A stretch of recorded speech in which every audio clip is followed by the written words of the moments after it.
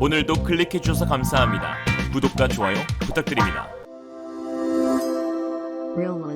백조 원. 현재 한국 방산업체들의 수주 잔고액입니다. 전 세계에 감돌고 있는 군사적 긴장감에 세계 각국의 군비 증강이 촉발하자 K방산은 사상 최대 호황을 누리고 있습니다. 한국의 주요 방산 기업들은 작년 한 해 100조 원에 달하는 수주 잭팟을 터뜨린 것으로 나타났습니다. 하나에어로스페이스, 카이, LIG 넥스원, 현대로템 등 2022년 사업 보고서에 따르면 전체 누적 수주 잔액은 94조 8천억 규모였는데요. 하나에어로스페이스가 52조 6,586억 원, 카이가 24조 5,961억 원, LIG 넥스원이 12조 2,651억 원, 그리고 현대로템이 5조 2,749억 원으로 각사 모두 역대 최대 수주 잔고를 기록하며 억소리 아닌 조소리 나오는 상황입니다. 기존 매출과 비교하면 현재까지의 수주 잔고는 향후 6, 7년간 안정적으로 생산 라인을 가동할 수 있는 일감으로 이제 한국하면 뷰티, K-팝, 콘텐츠, 반도체뿐만 아니라 무기 수출도 자연스럽게 떠오르게 되었습니다. 감개무량하네요. 이처럼 K방산이 호황을 누리고 있는 것은 시기도 시기였지만 무엇보다 성능과 가격 경쟁력, 그리고 빠르고 확실한 납기 능력을 가지고 있기 때문입니다. 이는 한국산 무기를 대거 도입한 폴란드의 고위 관계자들의 실제 발언을 통해서도 알 수 있는데요. 폴란드 매체 디펜스 입사는 대한민국에서 K2, K9, FA50을 대거 도입하기로 한 결정은 이전 폴란드 역사상 전례가 없는 일이었다. 폴란드군은 지금까지 이러한 종류의 현대적 무기들을 미국이나 이탈리아에서 도입해왔다. 그렇다면 왜 폴란드 국방부는 F-16이나 M346이 아닌 한 번도 사용해본 적이 없는 한국산 전투기를 구매하기로 한 것인가? 라는 질문을 던졌고, 이에 답변자인 폴란드 부하샤크 국방부 장관은 현재 폴란드는 미국으로부터 신형 F-16 바이퍼를 구매할 수 없다. 로키드 마틴 생산 라인 관련 방침이 모두 F-35에만 초점을 맞추고 있기 때문이다. 그러나 우리는 더 이상 기다릴 여유가 없다. 그리고 대한민국의 FA-50은 당장 인도받을 수가 있었다. 한 번도 사용해본 적이 없는 대한민국의 장비를 구입하기로 결정했을 때 나는 비용 대비 효과가 얼마나 늘지, 또 얼마나 신속하게 조달될 수 있을지, 폴란드 방위산업에 어떤 혜택이 있을지 등을 다방면으로 고려해야 했다. 그리고 대한민국과 어렵게 맺은 이번 협상에는 이 모든 것이 다 들어있다. 놀랍도록 가성비 좋은 장비들을 그토록 짧은 시간 안에 조달해줄 수 있는 나라, 그리고 폴란드 방산업체와 광범위한 협력을 약속해준 나라는 대한민국 말고는 찾으려 해도 찾을 수 없었다라고 했습니다. 지난 3월 폴란드에 수출될 FA-50GF가 공개되었고, 빠르면 5월 내로 초도 인도가 가능할 것으로 보이는데요. GF는 개필러라는 뜻으로 높은 선수금 지불 등 폴란드 측의 신속한 FA-50 도입 의지에 따라 납품 간격을 메꾼다는 의미입니다. 한편 이처럼 빠른 생산이 가능했던 숨겨진 비밀도 드러나 화제가 되고 있는데요. 지난 4월 11일 과학기술정보통신부가 주최한 IR-52 장영실상 시상식에는 예상치 못한 장비가 최고상인 대통령상을 수상했는데요.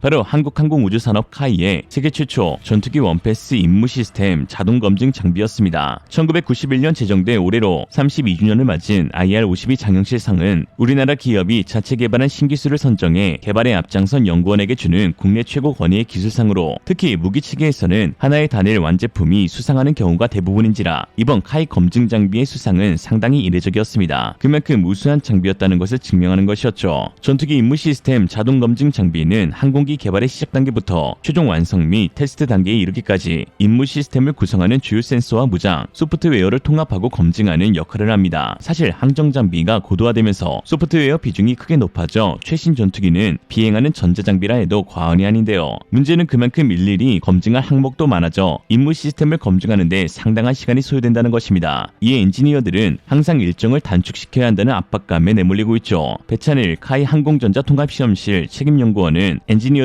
수많은 심벌의 크기와 위치 등 정확성을 비교하기 위해 장시간 화면을 가까이에서 보면서 충혈된 눈으로 힘들게 시험하는 모습이 안타까웠다며 시험 장비를 통한 해결 방안이 없을까 고민하다가 사람의 눈을 대신하기 위한 이미지 비교 기능을 생각하게 된 것이 자동화의 시작이 되었다고 전했습니다. 이로써 센서 수십 종을 포함한 전자장비와 무장에 대한 시뮬레이션 모델링 기술, 실시간 대용량 데이터 처리 기술, 비행 환경 모의 기술 등을 적용해 복잡한 임무 시스템 기능을 다양한 조건 속에서 시험할 수 있게 되었는데요. 또한 시험 시나리오 편집 기술, 대화면 이미지 매칭 기술, 로봇 제어 기술, 이미지 데이터베이스 처리 기술 등을 적용해 보다 정확하고 효율적인 시험 환경을 제공하여 기존 일정 대비 3배 빠른 생산을 할 수 있게 되었습니다. 이렇게 말씀드리면 괜히 급하다 사고날라 빠른 것보다 정확한 게 더 중요하다라고 하실 수 있는데 네, 맞습니다. 그런데 이 장비는 빠르고도 정확하게 검증할 수 있다는 것이 특징이죠. 임무 시스템 시험의 상당 부분을 차지하는 이미지 검증의 정확도를 무려 100% 수준으로 판별이 가능합니다. 카이가 목표로 세운 T-50 계열 항공기 1000대 수출 역시 이러한 첨단 장비의 개발로 인한 빠른 납기가 가능했기 때문에 목표치를 그만큼 설정할 수 있었던 것이죠. 재밌는 것은 FA50 도입을 처음에는 반대했던 폴란드 네티즌들도 한국의 빠른 납기를 경험하자 점점 그 인식이 바뀌고 있다는 것인데요. 당초 도입 발표 때에는 실제로 부정적인 반응이 많았습니다. 대공 능력이 부족하다는 등 완전한 전투기가 아니라는 등 FA50에 대한 여러 비판적인 글들을 썼지만 FA50 GF의 형상이 처음 공개된 이후 폴란드 네티즌들은 한국의 납기가 확실히 빠르기는 하네, 긴박한 우리 상황에 적합하긴 해, 불평불만하는 애들은 야당인 플랫포마 오비바테스카를 지지하는 거겠지, 반대를 위한 반대 말고 대안을 제시해봐, FA50 말고 어떤 개체가 있는지 말이야. 나는 비싼 돈을 들여 정비고에 보관 중인 M346을 보면서 가장 중요한 것은 카탈로그가 아닌 실제 가동할 수 있는지에 대한 여부라는 걸 알았어. 우리 공군의 한 장군은 FA50이 단순한 훈련기가 아니라고 했다. 직접 탑승까지 해본 그는 FA50을 전투기라고 지칭했지. 푸틴이 오늘 우리 집을 털고 있는데 너희들은 4년 뒤에나 도어록을 달겠다고 하는 중이다 라는 반응을 보였습니다. 최고의 무기상인 한국의 빠른 납기로 인해 우크라이나 전쟁 양상도 바뀔 것으로 보이는데요. 얼마 전 폴란드에 방문한 젤렌스키 대통령은 폴란드 시민들과 정치인들의 극진한 환대를 받아 감사 인사를 전했는데 그는 세계에서 첫 번째로 전투기를 지원해주기로 한 데에 무한한 감사를 드린다고 밝히기도 하였습니다. 덕분에 안제이 두다 대통령 역시 어깨가 으쓱하였죠. 지지율 오르는 소리가 들리는 것 같은데 폴란드는 한국의 FA50이 도착하면 자국이 보유한 모든 미그29 전투기를 우크라이나에 보내겠다고 밝혔습니다. 우리나라 무기가 다이렉트로 우크라이나에 전달되는 것은 아니겠지만 이미 전쟁에 많은 영향을 끼치고 있으며 우크라이나의 최대 지원국인 폴란드가 한국산 무기를 대거 도입했기에 폴란드의 행보와 발언 하나하나에 한국산 무기에 대한 직간접적인 홍보가 되고 있다는 점은 부인할 수 없는 사실입니다. 지난 3월 28일 폴란드와 루마니아의 국방협력 회의에서도 이러한 모습이 나타났는데요. 브얄차크 국방부 장관은 루마니아는 F-16을 운용하고 있고 우리 역시 거의 20년 동안 F-16을 사용해왔다. 그리고 F-16과 거의 동일한 성능과 호환성을 지닌 한국의 FA50이 곧 도입된다. 조종사에 따르면 거의 80% 이상이라고 말한다. 이것은 우리가 공동훈련을 조직할 수 있는 조건을 만든다 라고 했습니다. 루마니아는 폴란드와 마찬가지로 지리적으로 전쟁 중인 우크라이나와 맞닿아 있는 나토 최전방 국가입니다. 나토 최전방 국가는 특별히 EFP 계획이 운용되는데 이는 최전방 국가들의 합동훈련 및 더욱 향상된 군비를 갖추는 것을 의미하죠. 이에 따라 루마니아를 비롯한 발트 3국, 슬로바키아 같은 국가들 역시 폴란드의 뒤를 이어 한국산 무기를 도입할 가능성이 매우 높습니다. 폴란드가 앞장서서 한국산 무기 좋다고 사라고 홍보해주고 있는 상황이기도 하고요. 현재 루마니아는 500대의 주력 전차 도입 사업을 추진하고 있습니다. 이에 현대로템은 K2 전차 약 500대 수출을 타진하고 있는데요. 수주 금액으로 환산 시 대략 10조에서 12조 원에 달하는 초대형 규모입니다. 또한 지난달에는 루마니아 국방부가 현지 외에 약 19억 달러 규모의 K9 저주폭 구매 승인을 주문했다는 보도가 현지에서 나오기도 하였고 FA50 역시 큰 관심을 가지고 있는 것으로 드러났죠.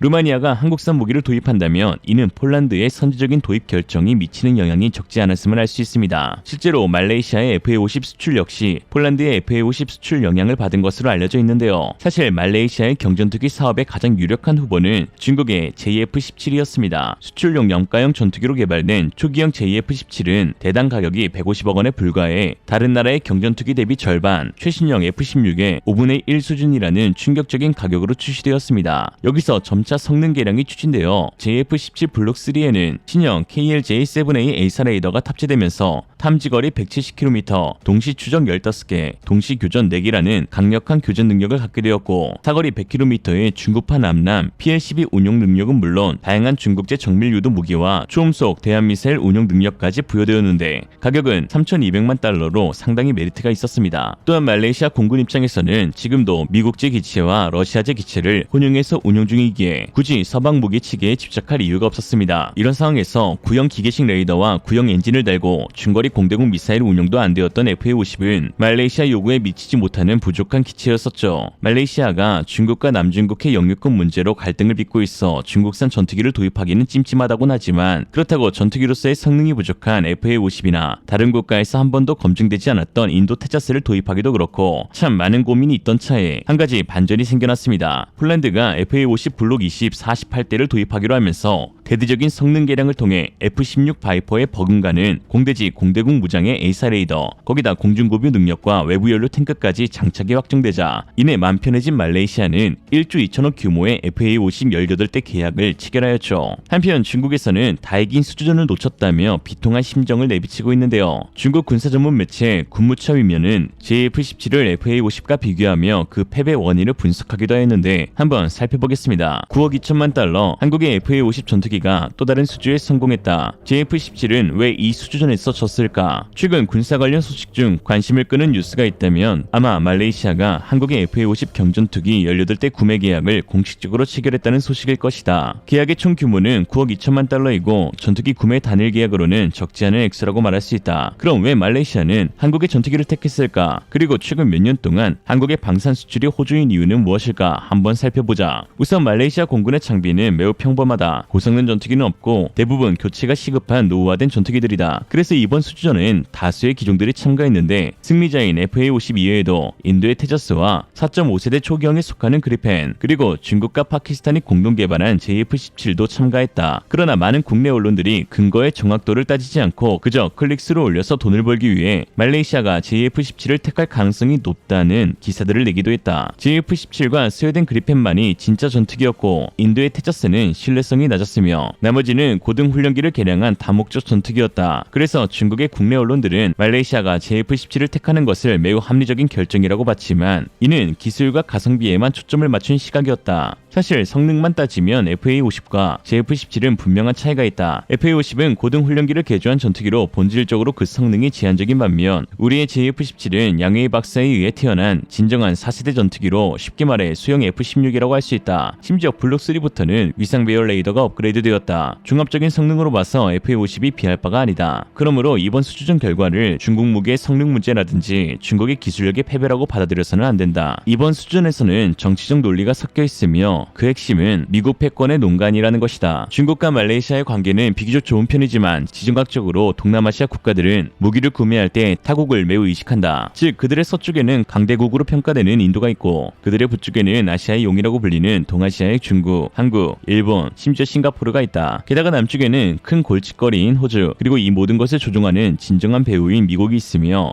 영국과 프랑스도 간간히 군함을 몰고 와서 이 지역에서의 옛 영광을 회상하곤 한다. 현재 말레이시아가 가장 두려워하는 것은 종종 해당 지역에 나타나는 미국 함대와 우리 함대의 힘이 틀림없다. 이런 상황에서 미국, 중국, 러시아의 전투기 중 하나를 택하는 것은 말레이시아가 균형을 잡는 데 어려움을 줄 수 있다. 바람이 불면 풀은 싫든 좋든 흔들리는 법이다. 이런 상황에 말레이시아는 지리적으로도 가깝고 전체적인 성능도 검증되었으며 최근 방산 수출국으로 떠오르는 한국의 전투기를 구매하는 가장 안전한 선택을 한 것이다. 정리하자면 이번 말레이시아의 FA-50 전투기 구매는 정치적인 이유다. 사실 한국 방산 수출의 세계적인 성장세도 근본 원인은 결국은 정치적인 이유인데 한국 무기가 잘 수출되는 표면적인 이유로는 높은 가성비, 온갖 수입 부품을 조립하여 제작한 무기들의 낮은 가격, 특히 훗날의 방산 수출을 위해 사은품도 안겨주는 행위가 대표적이다. 이렇듯 근래에 한국 방산 수출이 비교적 잘 되는 것은 특수한 이유가 있기 때문이고 단순히 한국 전투기의 성능이 좋아서가 아니라고 할 수 있다라고 했습니다. 사실 객관적인 시각으로 보면 맞는 말도 있죠. 처맞는 말. 한 가지 얘네들이 간과하고 있는 것은 무기는 원래 정치적 거래라는 것과 그 말을 너희가 할 소리는 아니라는 것입니다. UAE가 TU-10이 아닌 L-15를 도입한 사례에서 알 수 있듯 중국산 무기를 사는 국가들도 정치적인 이유로 구입하는 것이죠. 다만 한 번 구매 후 다시 한 번 더 구매까지 이어지기 위해서는 성능이 뒷받침되어야 하는데 중국산 무기는 그런 사례가 없다시피 합니다. 중국산 무기를 도입한 국가들의 군대에서는 항상 속았다는 비판이 나오고 있죠. 즉 중국이 타국가를 비판할 때를 보면 자기 자신에게도 100% 동일하게 적용된다는 것. 이제는 하다못해 비판도 복제하는 복제국 수준. 오늘은 감동적인 이야기로 마치겠습니다. 순수한 마음을 가지고 있던 한 소녀는 산타에게 이렇게 기도했다.